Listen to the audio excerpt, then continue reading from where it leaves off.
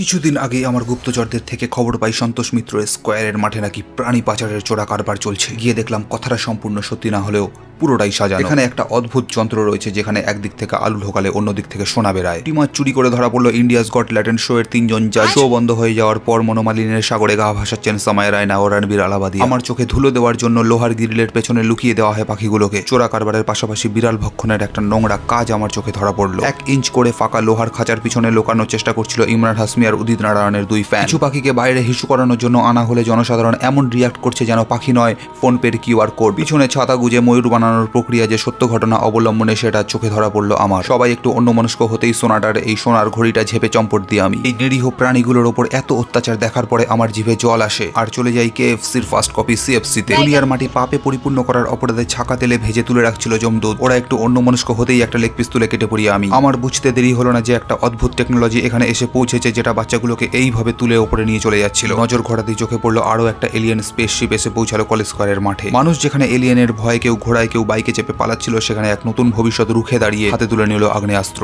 ভিনদেশীরা চলে যাওয়ার পর পৃথিবীতে এক অন্য রূপ ধারণ করলো। বিজয় পতাকা উড়িয়ে সবাইকে জানিয়ে দেওয়া হলো যে আমরা এখন মুক্ত। লোকজন এখানে মা বোনের গামলা বালতি কলসি বেচে গিটারের ওপর টুনি লাগিয়ে কসুরি মেথি আর কোল্ড ড্রিঙ্কসের নেশা করছে। নেশা করা দণ্ডনীয় অপরাধ, তাই আমি অন্য খাবার আইটেম খুঁজতে গিয়ে প্রথমে ভয় পেয়ে যাই। তারপর দেখি সেটা চাট ঘুগনি ছিল। স্বচ্ছ ভারত অভিযানটাকে 100 টাকা দিয়ে শুরু করে দিয়ে রেড লাইট এরিয়া হয়ে বাড়ি চলে যাই আমি।